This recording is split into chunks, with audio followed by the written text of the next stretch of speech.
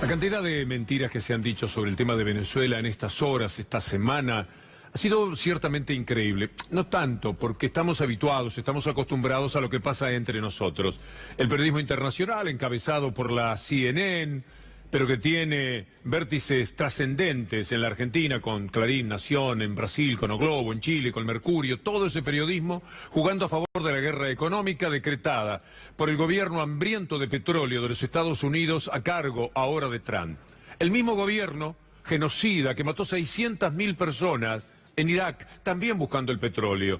Quienes vieron la película del vicepresidente, que estaba entre las candidatas al Oscar, seguramente pudieron corroborar de qué manera los Estados Unidos mintieron al mundo entero, un mundo que aceptaba la mentira. Mentime que me gusta. Decían desde su enorme cobardía, la mayoría de los países europeos, muchos de Latinoamérica. Todo el mundo boca abajo con que Estados Unidos decía tienen armas de destrucción. Querían ir por el petróleo como la película lo demuestra, como la realidad siempre lo dijo. Y mataron a 600.000 personas. Sabrán los cantantes, esa banda infame de Trump que se puso a cantar del lado de Colombia contra el gobierno democrático de Venezuela, que están siendo cómplices posibles de otra matanza, que si esta gente entra a Venezuela, Venezuela con toda su dignidad se va a defender y van a matar también a miles de personas. Sabrán que con sus cantos, su ritmo, su alegría, y vamos, y vamos, y vamos, como decían, para arengar a la gente, son cómplices nada menos que del hombre más despreciable de la tierra, que se llama Donald Trump, el presidente de los Estados Unidos. ¿A qué están jugando? Juan Luis Guerra, representantes de la Argentina que da pena nombrar. ¿Qué estaban haciendo allí? ¿Para quién estaban jugando? Decían, nosotros no nos metemos en política. Ah, no. Entonces son unos ignorantes. ¿Cómo que no se metían en política? Esto es profundamente político. ¿De verdad creían que era ayuda humanitaria? Ayuda humanitaria, mire usted, 20 camiones con arroz y alguna otra cosita, mientras le retienen 30.000 millones de dólares a Venezuela en los Estados Unidos. Dame los dólares, que yo me compro miles de camiones de arroz. ¿Qué me venís con la ayuda humanitaria para meterte como un caballo de Troya, un presente griego, dentro de un país que se quiere manejar en plena soberanía? Les vamos a dar algunas pistas de lo que está ocurriendo, pero voy a tomar, antes que nada, este título de página 12 de estas horas, en el que se habla, lamentablemente, de las balas de la derecha venezolana, que son las del grupo paramilitar que atacó sin éxito un puesto militar en la frontera con Colombia. 60 paramilitares atacando ese puente fronterizo de la Guardia Nacional. Y después son capaces de decir que no, que era la resistencia de Venezuela la que mataba a la gente. La que mandaba la muerte a la gente son las personas que están detrás de toda esta operación. Ese impresentable de Guaidó, presidente al que curiosamente la CNN llama solamente el diputado. Es que fracasó entonces el golpe de Estado, otra vez la frustración de esa derecha que como no puede competir en las elecciones se retira y entonces grita fraude, fraude, fraude. Escucha a Rodríguez Zapatero. Rodríguez Zapatero fue presidente de España, no de cualquier país. Rodríguez Zapatero estuvo en Venezuela, habló con unos y con otros, se fue desilusionado de la coalición de la derecha, porque vio que no querían participar, porque conocían de antemano la derrota. Entonces, lo que no pueden conseguir por los votos, lo querían lograr a través de la violencia. Aquí está Rodríguez Zapatero, preste la atención. Porque lo viví en primerísima persona. Algunos de los actores que dirigen desde el Departamento de Estado, desde la Casa Blanca, la Operación Venezuela, son los mismos que dirigían la Operación Irak. Si se intenta un camino por la fuerza, será dramático. Sé de lo que hablo. Conozco aquel país y conozco las circunstancias y lo que representa y lo que están dispuestos a hacer, que tienen una actitud de resistencia muy superior a la que se imagina.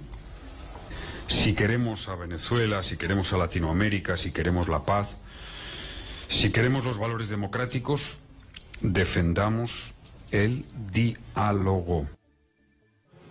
Lo dice un hombre que estuvo mucho tiempo en Venezuela tratando de solucionar las diferencias entre el gobierno de Maduro y la oposición antes de las elecciones. Se fue con un desencanto feroz, pero fue testigo de que las elecciones fueron tan limpias como Jimmy Carter reconocía que eran en los tiempos de Chávez, al que Estados Unidos siempre quiso presentar como un dictador. Y en buena parte de América Latina, la derecha, los diarios, hablaban de un dictador elegido en 20 elecciones sucesivas. Perdió una sola y la perdió por un punto y cayó. Y lo aceptó, lo asumió. Maduro les ganó la primera elección por poco, pero la segunda elección se las había ganado por mucho en diciembre de 2013, pues en febrero de 2014 aquel Leopoldo López mandó a la muerte a muchísimas personas de un lado y de otro, porque la gente que está contra Maduro y que son millones enfrenta a los que están a favor de este gobierno y que también son millones.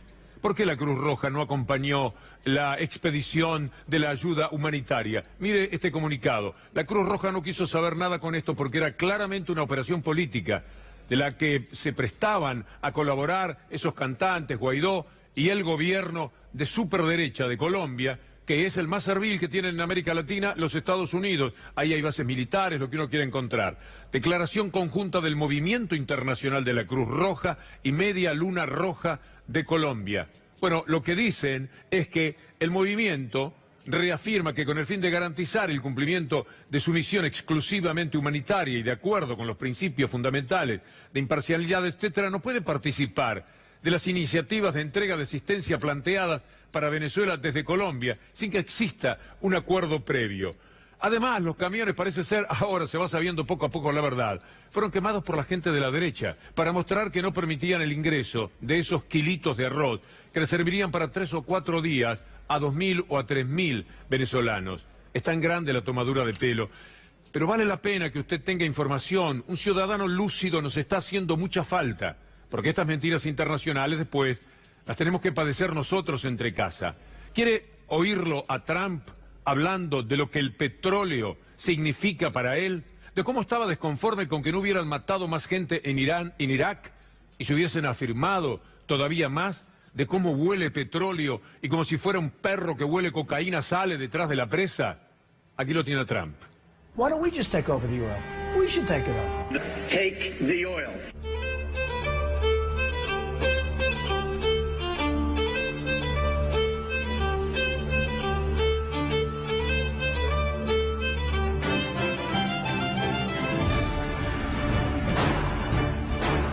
Hey, I assume we're taking the oil.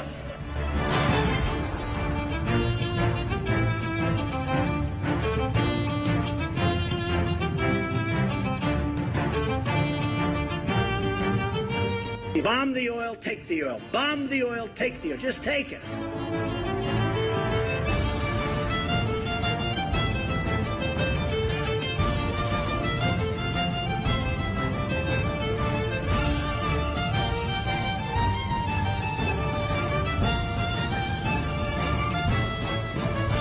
It'll make a big difference to the United States economically if we could have American oil companies really invest in and produce the oil capabilities in Venezuela. We will make a lot of money. We will not lose that oil. Así piensan, así se llevan por delante el mundo. Por suerte, hay dos poderes, porque Rusia otra vez, China, tercia, y entonces los Estados Unidos no se queda solo en el mundo. Se imagina la prepotencia natural del país más poderoso de la Tierra, pero en manos de un loco desatado como Donald Trump, llevándose todo por delante con los cipayos de América del Sur, que se comportan como meros aduladores de ese gobierno y acompañan cada una de sus diatribas y de sus manifestaciones y de sus ataques, cuando los veedores internacionales, el propio Jimmy Carter, como les decíamos antes, ha manifestado abiertamente que se trataba de una elección democrática en la que no quisieron participar. Uno de la derecha, Henry Falcon, participó, sacó 2 millones y pico de votos, le tocó perder. Votaron casi el 50%, un poco menos del 50%. Entonces dijeron, bueno, una elección con el 50%, ah, sí.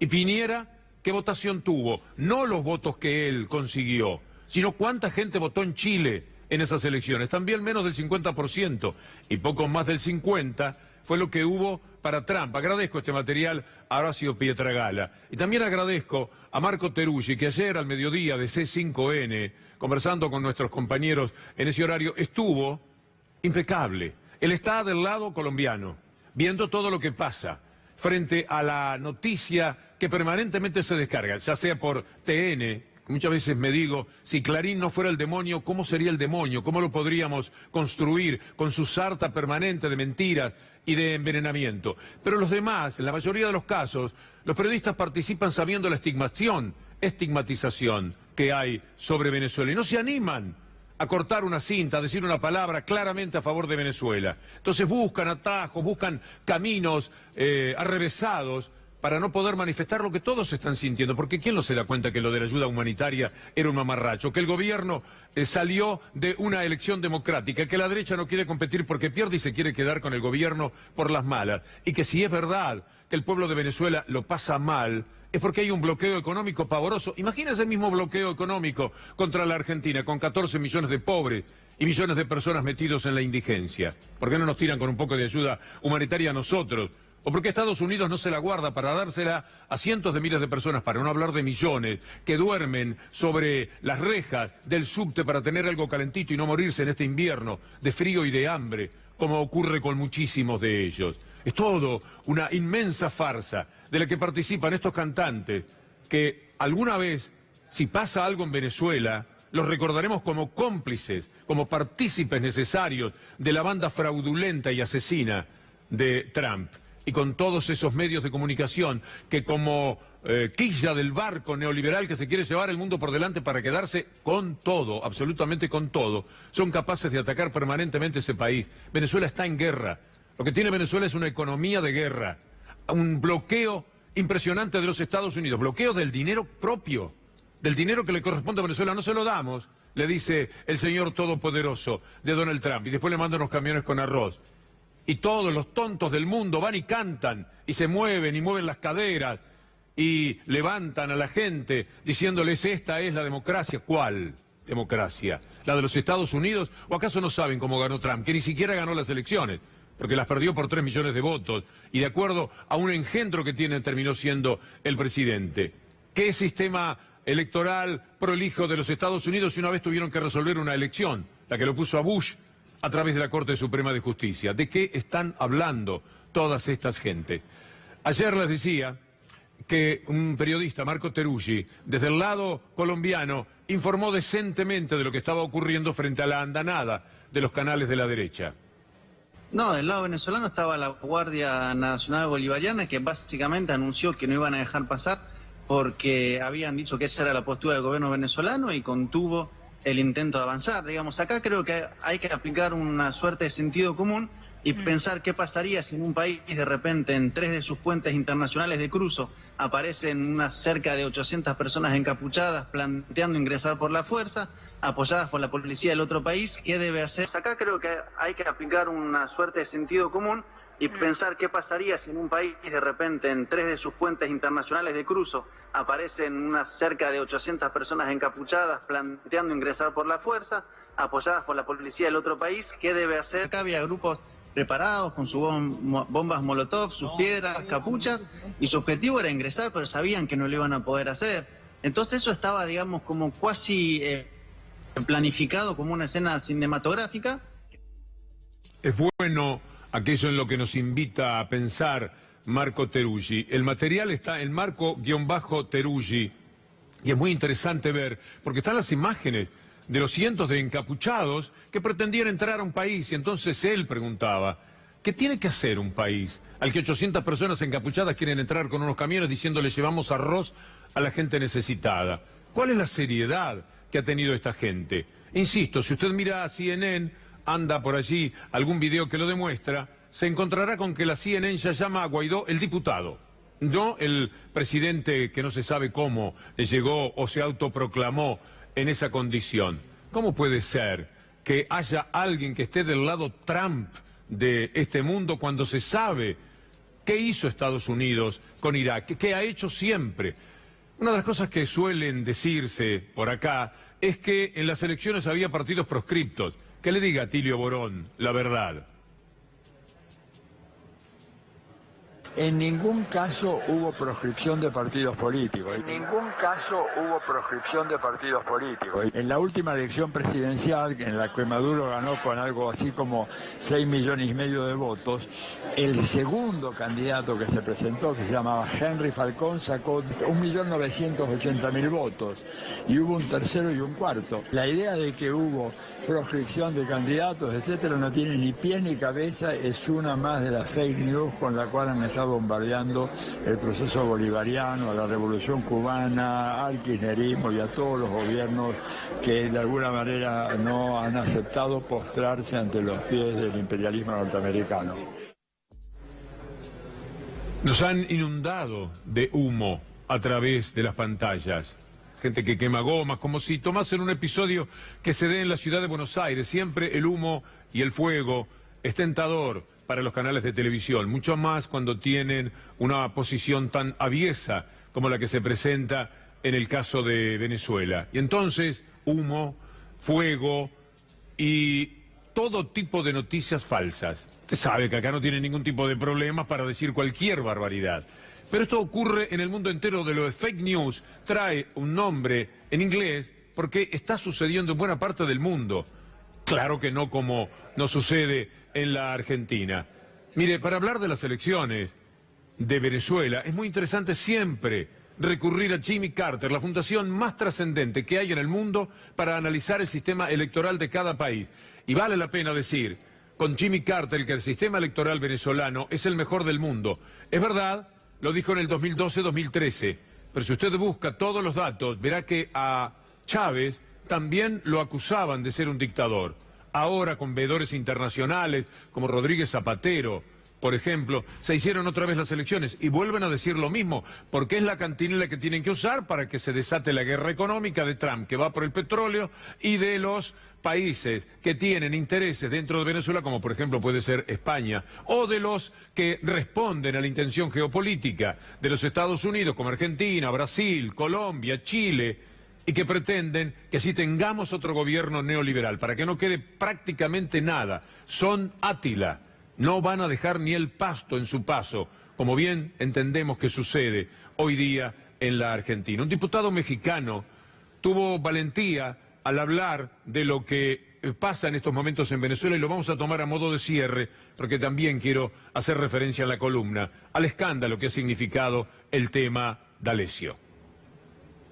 Apoyamos desde la fracción del PT el documento presentado, a pesar de que no nos gusta la palabra neutral.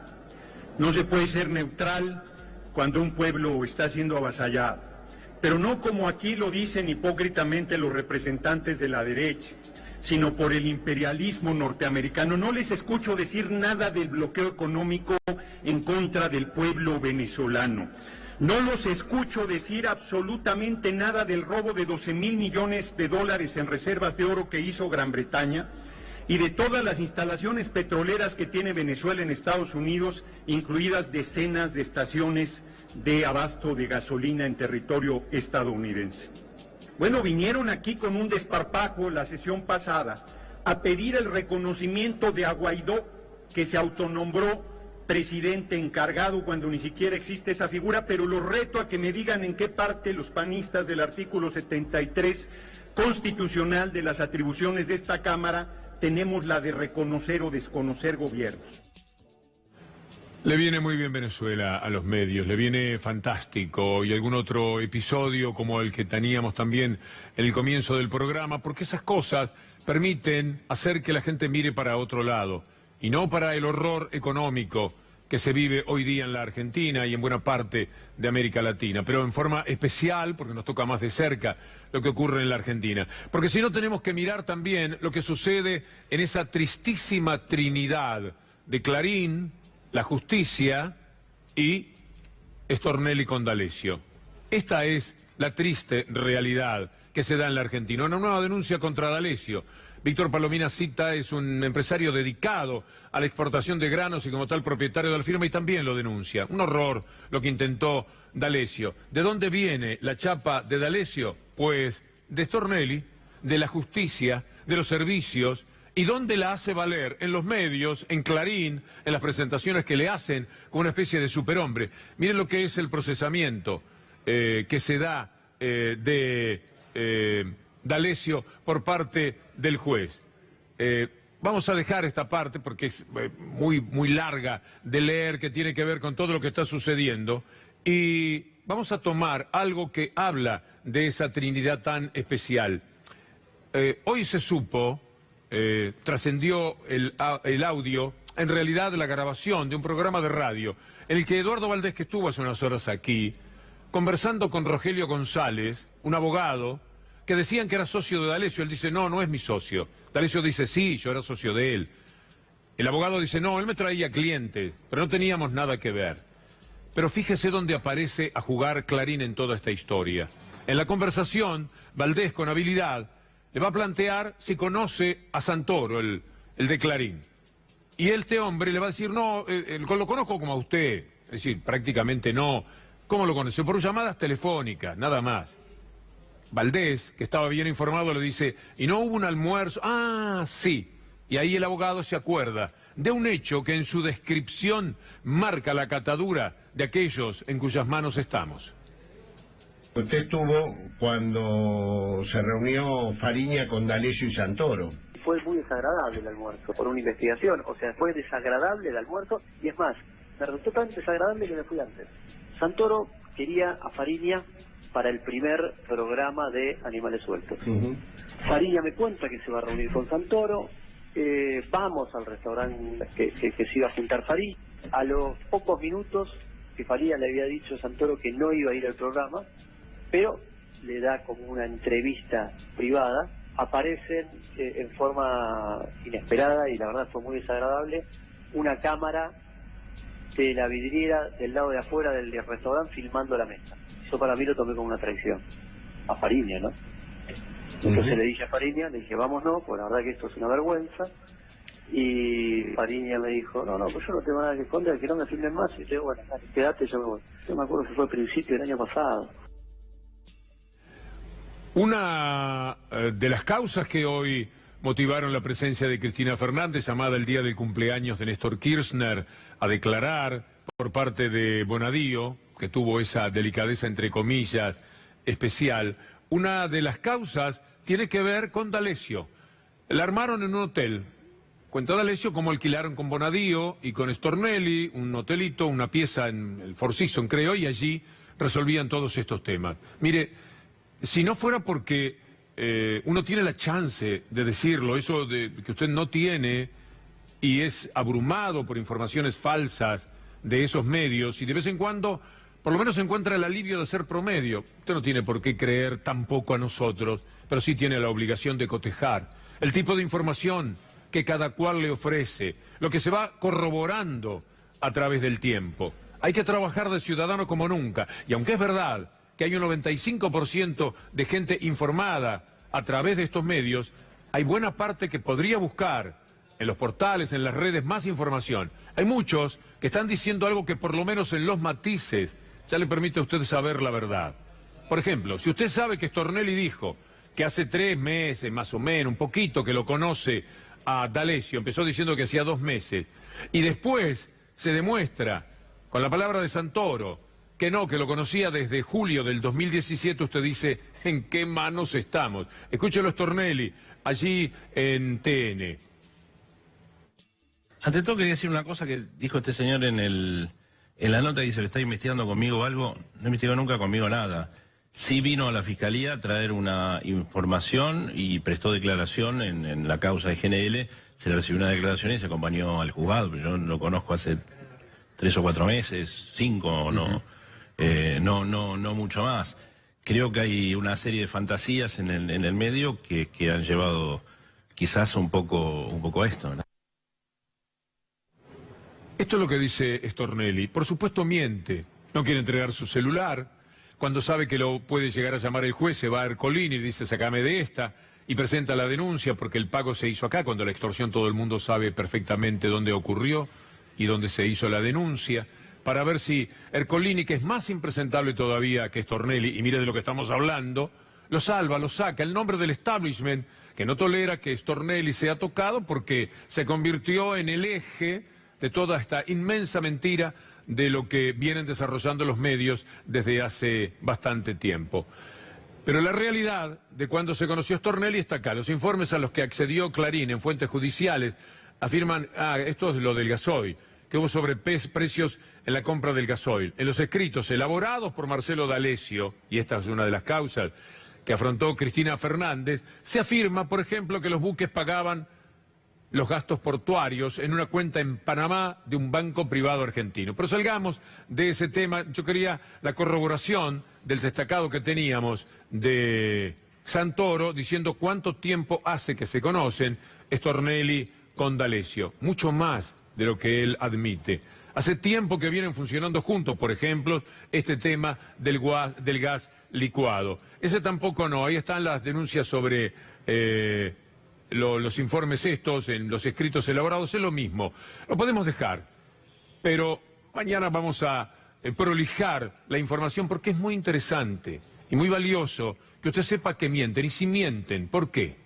¿Cuál es el inconveniente de Stornelli si no está en nada sucio, como en la relación con D'Alessio, como en la cámara oculta que le ha querido hacer a el doctor Ubeira? Si están limpios, toma el celular, eso es juez. Un juez que va a tener seguramente la mejor voluntad para entender desde el punto jurídico lo que allí ocurre. Le quiero dejar estas claves del procesamiento a D'Alessio. Esto está en el expediente, lo que usted va a tener ahora. El expediente del doctor Ramos Padilla da por hecho el vínculo entre Stornelli y D'Alessio gracias a los numerosos chats entre ambos. Está el cuaderno donde se anota el número 300, $100.000, que era lo que se pedía. Podemos ir con rapidez con todas las placas que hacen a lo que como síntesis le queremos decir de este procesamiento. Está acreditada la maniobra sobre la cámara oculta sobre Ubeira. ¿Qué le parece? Un fiscal que le dice a D'Alessio, dice que lo conocía hace poco, mirá qué responsabilidad le daba. Haceme una cámara oculta con el doctor Ubeira, abogado de uno de los procesados por él. El juez sostiene la relación comercial entre Rodrigo González y Marcelo D'Alessio. A partir de los chats entre Stornelli y D'Alessio, el juez pide investigar otras maniobras de extorsión que los vinculan. Le pide a Ercolini que remita la causa, deme la causa, y se pregunta por qué el juez Ercolini le solicitó al juez inicial la inhibitoria, cuando la causa que tramita en Dolores todavía se encontraba en secreto de sumario. Estaban desesperados por saber cuáles eran los periodistas de la banda que estaban mencionados, cuáles eran los personajes de la política, Carrió y todos los que la acompañan, que están en incontables chats con D'Alessio. A partir de los chats entre Stornelli y D'Alessio, el juez pide investigar otras maniobras de extorsión que los vinculan. Y ahí es cuando le pide a Ercolini que le remita la causa. Lo vamos a dejar aquí, la columna, porque el tema va a continuar toda la semana y tenemos muchos audios, muchos elementos para acompañar esta movida, que por lo menos tenemos la íntima convicción determinará que Stornelli sea llamado a declarar, que sea imputado. Lo que ha hecho Stornelli no tiene nombre, ya no lo tenía en todo el procedimiento anterior. Tomarle declaraciones a decenas de personas y no filmar nada es porque mucho tenía para esconder. Probablemente esta sea también una parte de la explicación de todo este horror, de este escándalo que se vive en Comodoro Puz, como ahora le dicen a Comodoro Pi. Lucila.